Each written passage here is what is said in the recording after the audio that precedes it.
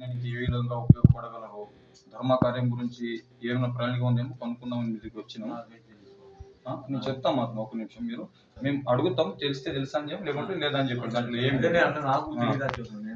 G G జై శ్రీరామ్. మనం ఇప్పుడు గుంటూరు జిల్లా కొల్లభామ ఆలయంలో మనం ప్రత్యేకమైన ఒక పుణ్యక్షేత్రంలో ఉన్నాము. ఇక్కడ మనం అర్చకులతో కలిసి వారి యొక్క ఈ మందిరం యొక్క విశేషాలు మరియు వారి పేరు గోత్రం తెలుసుకుని మనం ప్రయత్నం చేద్దాం. వీళ్ళు మనకు ధర్మ కార్యానికి ఏ విధంగా ఉపయోగపడగలుగుతారో కూడా కనుక్కుందాం. జై శ్రీరామ్ ఆత్మ. నా పేరు అంకుష్ పవార్, కశ్యప గోత్రకుని. మేము రామరాజ్య సైన్యం నుంచి వచ్చాము. మీరు ఒక ఈ మందిర విశిష్టత, మీ పేరు గోత్రం మరియు మా రామరాజ్యానికి ఏ విధంగా సహాయపడగలరో మీరు కొంచెం చెప్పగలరని మీ పేరు గోత్రం చెప్పి మాత్రం 2 ముక్కలలో మాకు చెప్పండి. మా పేరు గోత్రం అంటే యామలయ్య, రాయినేని యామలయ్య, పొలంలో కూర్చున్నాం. ఇక్కడ మా అంటే ఆడపిల్లలు కాబట్టి మా ఆచారం లెక్క మేము వస్తున్నాం. భూజాలం అంటే కాదు, యాదవ్. అయితే మహాత్మా, ఈ భూమి అంతా ఇక్ష్వాకు వంశులదేనని వాల్మీకి రామాయణంలో రాముడు వాలితో అన్నారని మీలాంటి పెద్ద మనుషులు చెప్పగా మేము విన్నాము.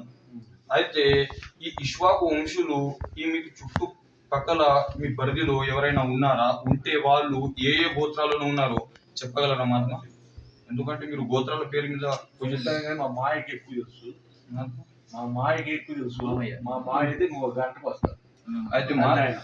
అయితే మహాత్మా, భగవద్గీత 18వ అధ్యాయం 43వ శ్లోకంలో వివరించినట్లుగా క్షేత్రం కలిగిన వ్యక్తులు ఎవరైనా ఇక్కడ మన మందిర పరిసరాలలో వస్తారా? వస్తే వాళ్ళు ఏ ఏ గోత్రాలలో ఉన్నారో కొంచెం మాకు ఇన్ఫర్మేషన్ ఇవ్వగలుగుతాం మాత్రం. చెప్తుంది స్వామి, ఇవన్నీ 1 గంట అడిగితే నీకు పోయి నా వల్ల అయితే కాదు. ఒకే మాట. అయితే మహాత్మా, అన్య మతస్థులు వాళ్ళ ప్రార్థనా మందిరాలలో ఆడవారి మానం ఎలా దోచుకోవాలి, వాళ్ళ పానం ఎలా దోచుకోవాలి, భూముని ఎలా కబ్జా చేసుకోవాలి, ఈ ఒక గుంపు ఏమో 2040 వరకు మేము ఈ భారతదేశాన్ని మొత్తం స్వాధీనం చేసుకుంటామని ఒకరు సంకల్పం తీసుకొని ఉన్నారు. మరొకరేమో 2050 దాకా మేము ఈ భూమండలాన్ని మేము మొత్తం మా ఆధీనంలో తీసుకుంటామని సంకల్పం తీసుకొని వాళ్ళు సంపనికి ఏం చేయనికైనా సిద్ధం పడి వాళ్ళు ఒక ప్రణాళిక సిద్ధమై ఉన్నారు. మీరు మన ధర్మరక్షణ కోసం వాళ్ళు చేసే దాడిని కనీసం వాళ్ళపైన ఎదిరించడానికైనా కాకుండా మనకు మనం కాపాడుకోవడానికైనా మీరు ఏమైనా ప్రణాళిక సిద్ధం చేస్తున్నారా మహాత్మా?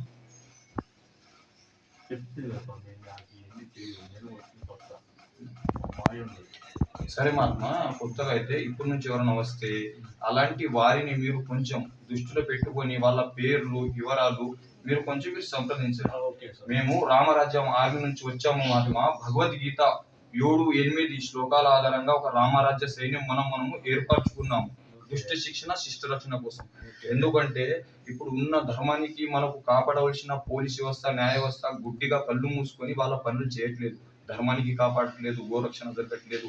ఆలయ భూములను కూడా మనం స్వాధీనపరుచుకోలేకపోతున్నాం. ఎందుకంటే వాళ్ళు 2000 సంవత్సరాల నుంచి వచ్చి భూమి అంతా నాదే అని అంటున్నారు మహాత్మ.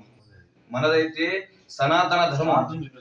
మన ధర్మానికి అంతు లేదు, ఎప్పటి నుంచో వచ్చింది, దానికి చెప్పలేము. అలాంటి ధర్మం మన ఈ భూమి పైన శ్రీకృష్ణుడు వాళ్ళు వీళ్ళంతా మన పూర్వీకులు పుట్టి మనకి ఎంతో ఇచ్చి పోయిన భూమి. మీరు ఈ భూమి పైన రాముడు వెళ్ళాడంటే మీరు నమ్ముతారా మహాత్మ?